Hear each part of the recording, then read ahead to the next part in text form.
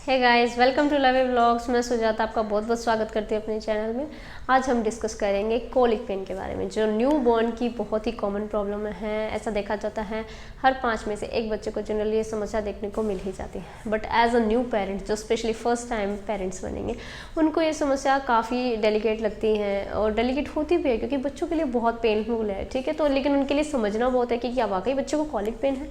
तो आज की वीडियो में हम डिटेल में डिस्कस करेंगे कि कोलिक पेन अगर बच्चे को है तो उसके क्या सिम्टम्स हैं, क्या कारण हो सकते हैं कोलिक पेन होने के, और हम किन किन चीज़ों का ध्यान रखें कि बच्चा इस पेन से, बच्चे को ये पेन हो ही ना हो, इस पेन से बचे। और एट लास्ट अगर बच्चे को ये है कोलिक पेन, तो ऐसी क्या चीज़ें हैं, ऐसे क्या सॉल्यूशंस हैं जिससे बच्चे को रिलीफ मिल सकता है। तो सब कुछ हम इस वीडियो में डिस्कस करेंगे। चलिए शुरू करते हैं। सबसे पहले समझना होगा कि कोलिक पेन क्या है। देखिए, बच्चे, अगर कोई न्यू बॉर्न बेबी अगर बिना किसी ऑब्वियस रीज़न के, ऑब्वियस रीजंस क्या हो सकते हैं, जैसे कि बच्चा अगर सुसु, देखिए सबसे पहले समझिए बच्चा रोना ऑब्वियस है, बच्चे के लिए रोना ऑब्वियस है, क्योंकि उसकी लैंग्वेज है।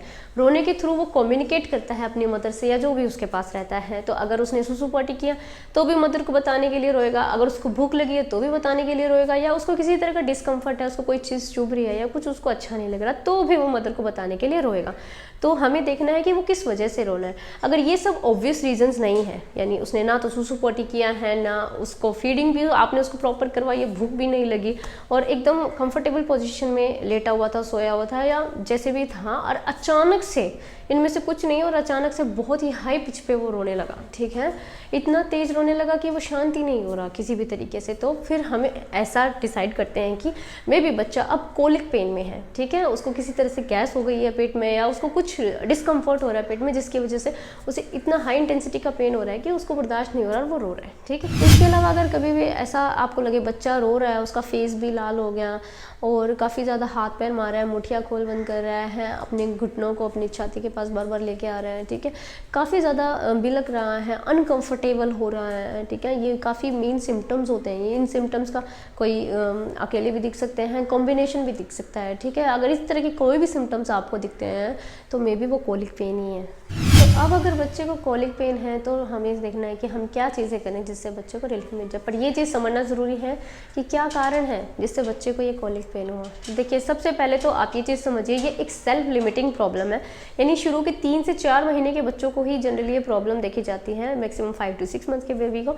उसके बाद बच्चे में ये प्रॉब्लम अमूमन खुद ही ख़त्म हो जाती है। वो इसलिए होता है क्योंकि शुरू के जो 3 से 4 महीने रहते हैं ना, उसमें जो बच्चे की मूवमेंट है वो बहुत कम होती है, अंडर डेवलप्ड डाइजेस्टिव सिस्टम होता है, तो बच्चे में ये समस्या ज़्यादा देखने को मिलती है। उसके बाद बच्चा मूवमेंट ज़्यादा करता है, क्रॉलिंग करना सीख जाता है, चलना सीख जाता है, तो धीरे धीरे प्रॉब्लम अपने आप खत्म हो जाती है। ठीक है, तो गाइस अब हम देखेंगे मेन कॉजेज़। देखिए, मेन कॉजेज़ में एक तो कॉज ये हो सकता है कि अगर बच्चा का, जो मैंने अभी भी बताया आपको, अंडर डेवलप बच्चे का डाइजेस्टिव सिस्टम होता है, तो या तो अगर वो ज़्यादा फीड ले लेगा या फिर हंग्री होगा तो भी बच्चे के पेट में मरोड़ उड़ सकती है अगर हंग्री होगा तो। और अगर एक्सेस फीड ले लेगा तो उसका जो पाचन तंत्र है इतना सक्षम नहीं है कि एकदम सब कुछ पचा पाए, तो हो सकता है गैस बन जाए और बच्चे को कोलिक पेन हो जाए। ठीक है, तो इस कारण से भी बच्चे को कोलिक पेन हो सकता है। लेकिन जो सेकंड नंबर पे रीज़न बताऊंगी वो काफ़ी कॉमन रीज़न है, जैसे एयर गल्पिंग बोलते हैं। बच्चा दूध पीते समय मुँह में हवा ले लेता है, जिससे उसको काफ़ी ज़्यादा कोलिक पेन की समस्या देखने को मिलती है। स्पेशली बॉटल फीड करे या ब्रेस्ट फीड करे, एयर थोड़ी बहुत जाती है, बॉटल फीड में थोड़ी ज़्यादा, ब्रेस्ट फीड में अगर प्रॉपर करवा रहे हो थोड़ी कम जाती है, बट जाती है। तो इसीलिए बोला जाता है कि उसको बर्पिंग करवानी है फीड करवाने के बाद। ठीक है, तो अगर आप बर्पिंग नहीं करवाओगे ना तो उसको डेफिनेटली कोलिक पेन की प्रॉब्लम हो सकती है। ठीक है, एक चीज़ और, अगर आप उसको फीड करवा रहे हो और उसका पोजीशन सही नहीं है, हमेशा याद रखिए, अगर आप अच्छे से उसको अपर हेड, अगर उसका ऊपर नहीं होगा, अच्छे से पोजीशन में रख के उसको फीड नहीं करवाओगे, तब भी उसको प्रॉब्लम हो सकती है, गैस हो सकती है, ज़्यादा हवा अंदर जाएगी और उसको सेम कोलिक पेन की प्रॉब्लम हो सकती है। ठीक है, जो फॉर्मूला मिल्क कंज्यूम करते हैं जनरली, उनमें कई बार क्या होता है, कुछ बच्चों को वो सूट नहीं हो रहा होता है, ठीक है, उनसे उसका एलर्जी हो रही होती है, तो इस वजह से भी उनको कोलिक पेन की समस्या देखने को मिलती है। ठीक है, तो अगर ऐसा है, आपको लगता है कि दूध पिलाने के बाद उसमें ज़्यादा गैस वो पास कर रहा है, ठीक है, यानी उसको कोलिक की समस्या हो सकती है, उसको डाइजेशन प्रॉपर नहीं हो रहा है, तो आप डॉक्टर से कंसल्ट करके उस फॉर्मूला मिल्क को चेंज करवा सकते हैं। ठीक है, ये भी देख सकते हैं। एंड नेक्स्ट वन, कई बार क्या होता है, मदर की डाइट कुछ कई बार ऐसी रहती है कि बच्चे को थोड़ा गैस की प्रॉब्लम हो सकती है, तो उस पॉइंट पे भी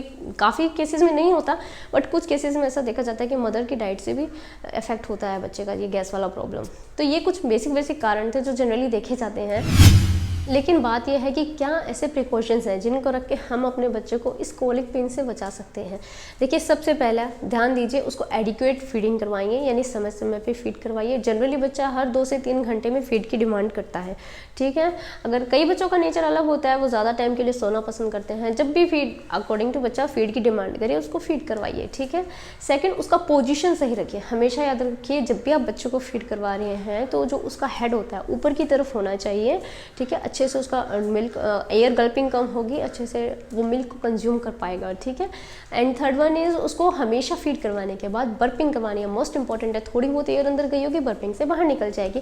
तो ये सब चीज़ों से ना काफ़ी ज़्यादा चांस कम हो जाते हैं कि उसको कॉलिक का पेन, उसको गैस बने, ठीक है। एंड आप अपनी डाइट का भी थोड़ा ध्यान रखिए। हो सकता है आप कुछ ऐसा मसाले वाला खा रहे हो या कुछ अनियन वगैरह कुछ आपको सूट ना हो रहा जिससे बच्चों को गैस हो रही हो, ठीक है। तो आप अपनी डाइट भी अच्छी रखिए। तो गाइस, अब सबसे इंपॉर्टेंट सॉल्यूशंस, जिसकी वजह से शायद आप इस वीडियो पे हैं।